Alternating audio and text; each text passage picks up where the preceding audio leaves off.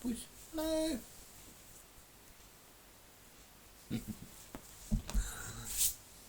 Kathmandu today. Elections in Nepal. Oh, and there's a black Jacob. If my friend Jacob from Woolworths ever sees this, he reminds me of you. Jacob. Right, so listen up guys. I've come back to Nepal during a very tense period. It's elections right now. All vehicle traffic throughout the city has been banned and all the shops are closed while all the Nepalese people are going to vote. Now, while I can't film anything related to the elections, what I can do is I can show you what it might be like for a holiday maker who has ended up in this situation in a foreign country that they don't know much about, and what the Nepalese government has done to help those tourists stuck in this difficult time. Let's go. So this morning it's been pretty tense for me because I had an Airbnb that I was staying at, fully booked. I asked them to extend, and basically it meant that I had to move hotel, so I've moved hotel here. Now, all vehicle movement has been banned, so I woke up this morning and I thought, oh no, what am I going to do? What am I going to do? I found this hotel, and I walked and booked a place. They've been very nice. So there is actually a special thing that has been put in place, which I want to show you in a second. Is this the end of the line for you? The end? Oh, goodbye, cruel world. The government of Nepal has just decided to provide the free shuttle service to the tourists from major spots from like early morning 7 o'clock to 5 o'clock in the afternoon. As you can see here, the Nepal Tourism Board has arranged free shuttle travel buses for people who arrive at the airport on the 5th of March. So this has been pre-planned, knowing that some foreigners might not know about the elections. They'll have come to Nepal hoping to go trekking or something like that, only to find out, oh, how do I get around? Well mate, free shuttle bus service. That really just shows how much Nepal actually cares about the people who come and visit the country. Alright, well, I'm going to go round the town and I'm going to go see how much we can actually film in the town. We're now coming out to the streets, and while usually this would be completely full of people, all the shops are shut, and there is no vehicle traffic unless you have a permit. There are military placed along the side of the road, as you can see over there, and everybody is going to vote at different polling stations. Today everything is closed, but you are open. This is natural medicine. Because it's necessary. Necessary for people. For people like me who run out of toothpaste. I'm from the UK.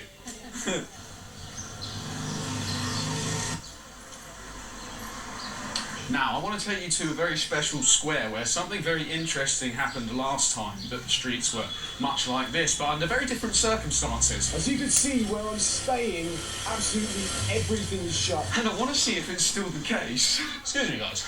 I was just wondering if I could ask you a couple of questions about your experience in Kathmandu right now during interesting times. Okay. I want to ask, how do you feel, like, as a tourist, being in this situation with all the shops closed, all of your travel routes being gone? Yes. Like, do you feel scared? What do you feel? No, actually I don't feel scared. I think that there has been more stories about the elections and potential conflicts and everything, but for now it seems quite right. It's just peaceful, it's a little bit less rowdy, I would say, but yeah, I think that the biggest problem today is that we can't find the restaurants because nothing is working.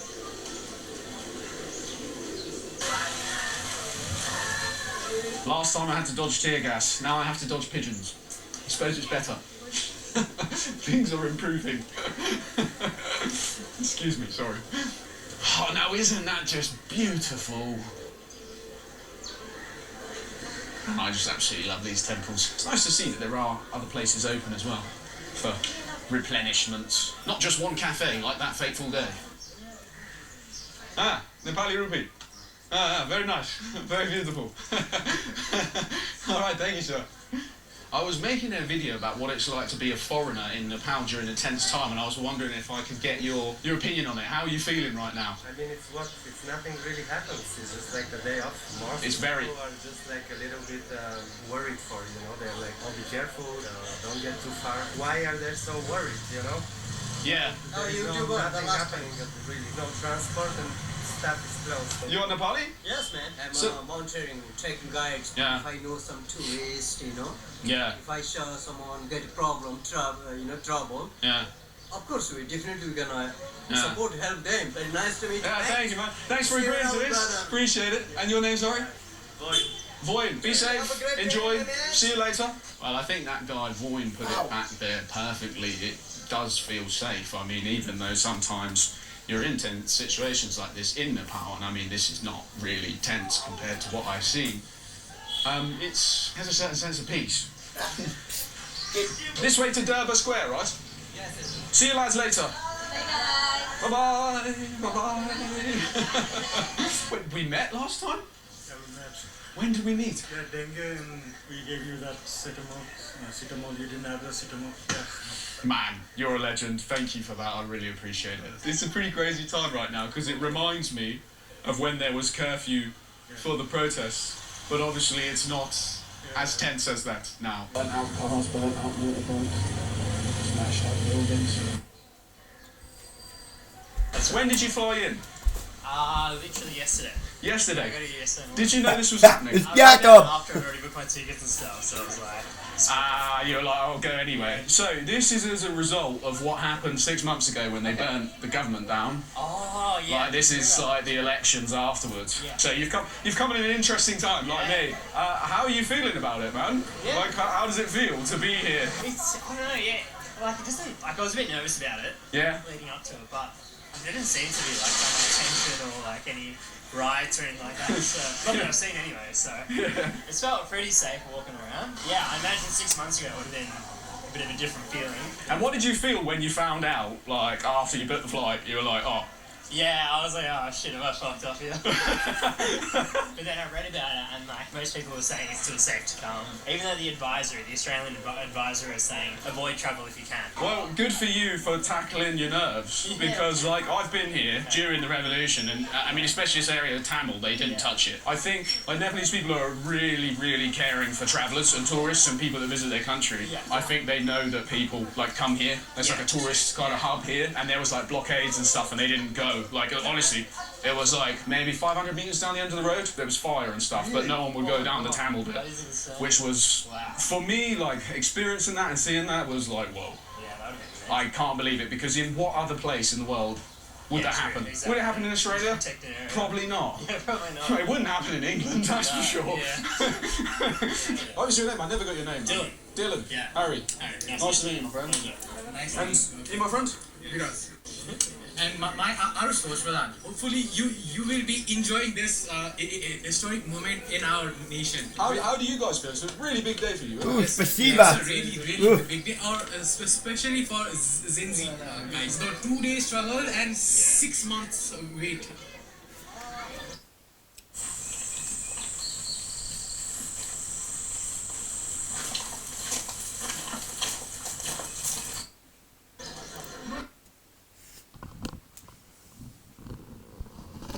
It's definitely a beautiful place, isn't it? It's old.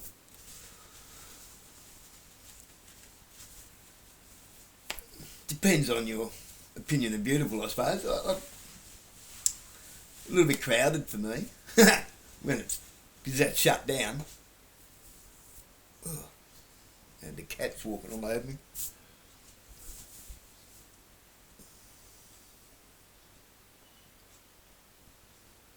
Notice that there's not really cars much.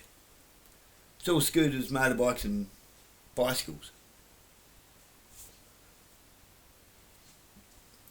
That's definitely where we're headed. What worries me is this so-called social cohesion thing. What do you mean by social cohesion? Socialising hasn't been a thing since social distancing became cool. We haven't socialised for 6 years. Now you want to go on about social cohesion? What about public peace? What about just getting along with one another? I don't mean go along and get along. I mean like just having some respect for one another. You can't legislate morality and respect. But by taking people's ability to socialise away and then expect there to still be social cohesion, thanks to technology and social distancing, people have forgotten how to talk to one another. They've forgotten how to socialise. People don't even want to socialise. So this social cohesion thing's a farce. It's a joke.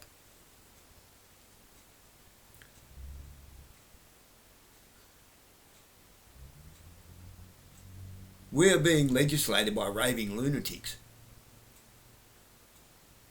Absolute raving lunatics. Playing with our emotions.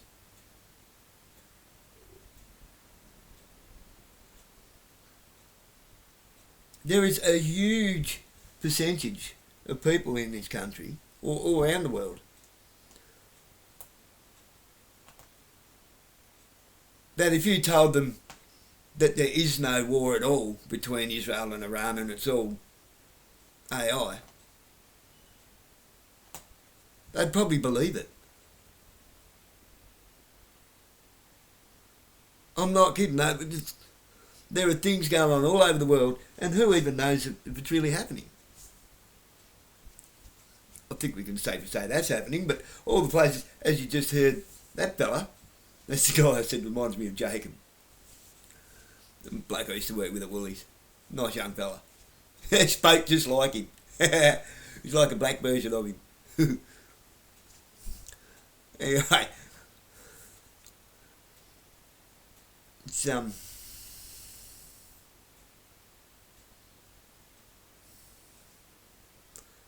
it's all raving lunatics. When they were talking about draining the swamp, you know they were talking about us, right? When they talk about the people they represent, you know they're not talking about us, right? They don't represent us. They represent people, just not us. Different people. What are you doing, cat? Seriously. I'm not sure if this cat loves me or is in love with me. What? Oh, come here then. What? What?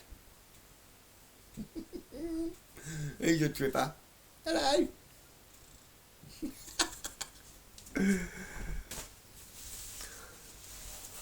Okay. This is Nepal at the moment in election time.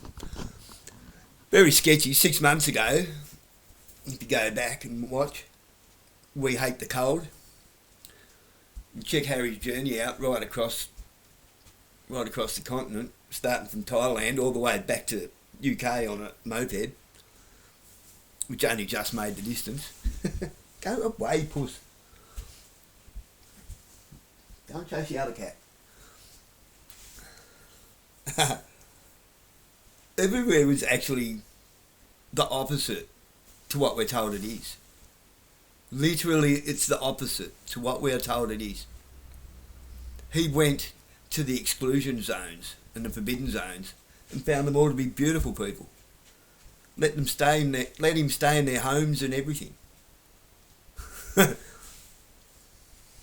So, I don't accept the premise that all Muslims are bad. In fact, I would say we've got the ratio arse about face. We don't even know our next door neighbours' names. We can't socialise.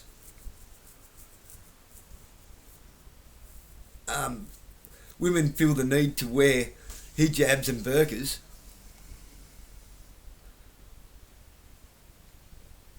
It's not that they have to, they feel the need to.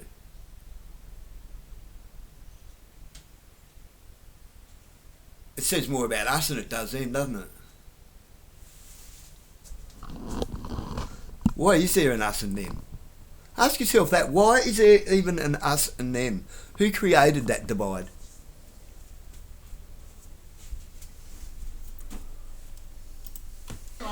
So right now, I'm here with my new friends. We've made it to Durbar Square. Now, Durbar Square is really interesting because before, this used to be its own separate kingdom called the Mala Dynasty. And we'll learn about that in some future videos in more detail. But around here, you can see buildings as old as, I think it's from 1200 to 1700. The Mala Dynasty reigned in the Kathmandu Valley. And here are the remnants of that Mala Dynasty, which is, I mean, the architecture is incredible. Hey man, what's up, how are you? Hello. Hey, nice to meet you. How's the environment of Nepal? Yeah, it's great.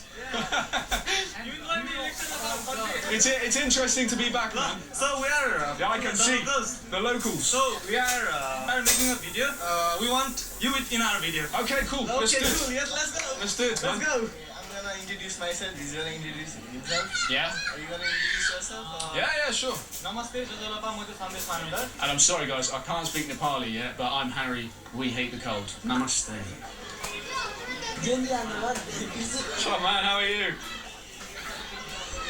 Alright, well, we're finished up in Durbar Square. Went to go see some things back there. I'm now going to walk through and head back to my hotel. There's not much to do here, considering it is curfew today. So, I've come to Nepal as a tourist again in a difficult time. And how has tourism been here? It has been amazing. Yes, again, and people have been so welcoming and friendly and wonderful. Yeah, I just don't think it would happen any other place in the world. So, from one of the most beautiful squares in the world, free today because of curfew, I bid you farewell. With my new friends. To end the day, we were invited to Biraj and Arush's. Had some tea, Beautiful biscuits, shared laughs together, and then they drove us back to our hotels. Now, I just want you to think about Dylan. It was his first day here, after the Australian government had said not to visit. And well, what a day he had. Move fast, break nothing, with trustworthy. Good on you, Harry. Showing the world that our governments are full of shit. What? What? Oh, you bunch of cuddles, don't you? Yeah.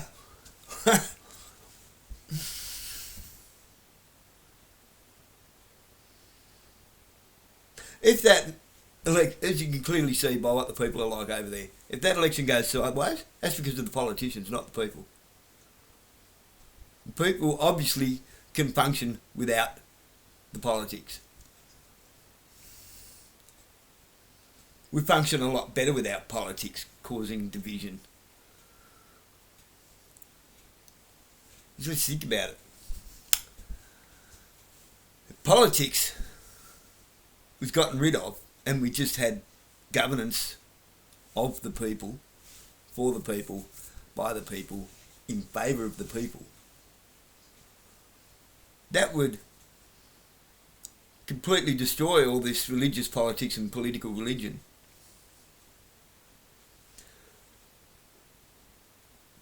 We'd have no choice but to start getting along, wouldn't we? What choice would there be? Because I still believe, and look, it's true, there are more people willing to get along than there are willing to, hell-bent on not getting along. You agree to disagree with your neighbours.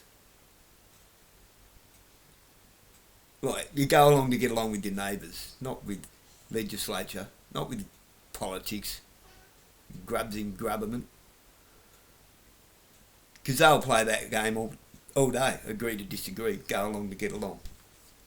Because it's beneficial to them, detrimental to us, and they don't care. We're not the people they serve.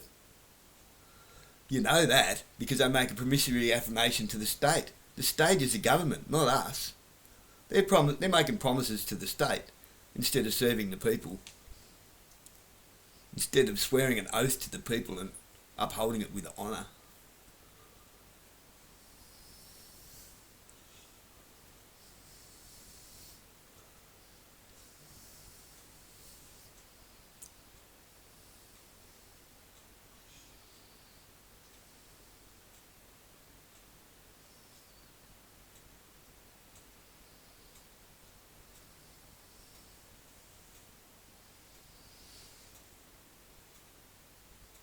governance of the people, for the people, by the people, in favour of the people, would have neighbourhoods cleaned up. Because the neighbourhoods would vote on what's acceptable and what's not the government. There wouldn't be all this stupid legislature that allows certain people to get away with blue murder.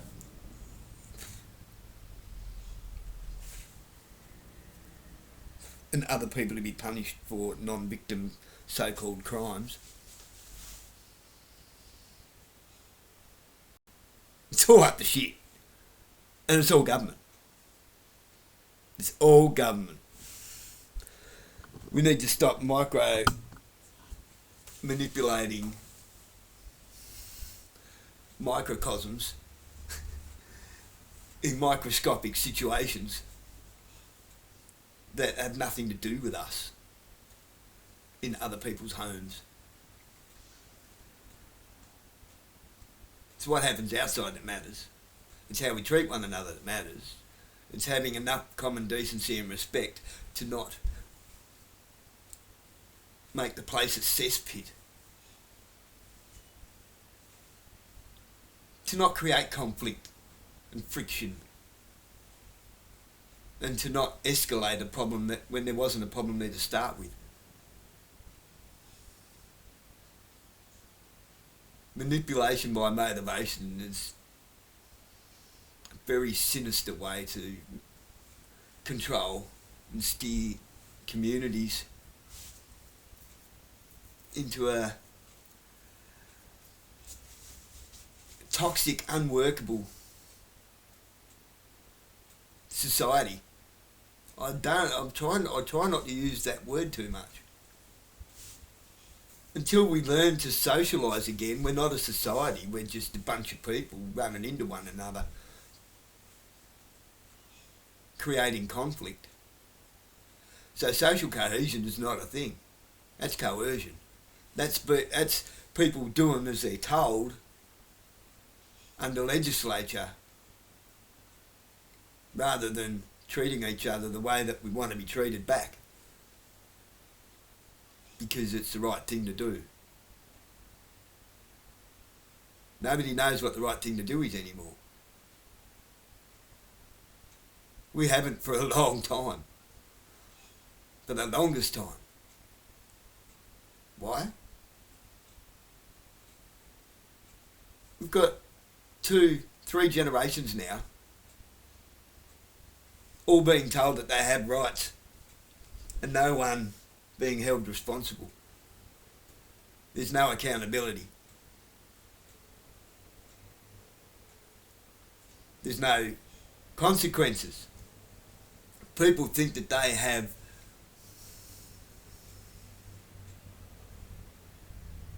some kind of dominionised authority to dole out consequences to other people. No.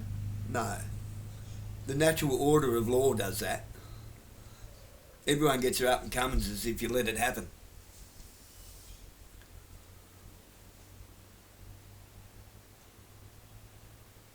There has to be accountability.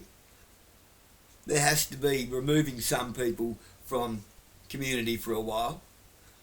And there has to be removing some people from community indefinitely. But no one has the right to take anyone's life.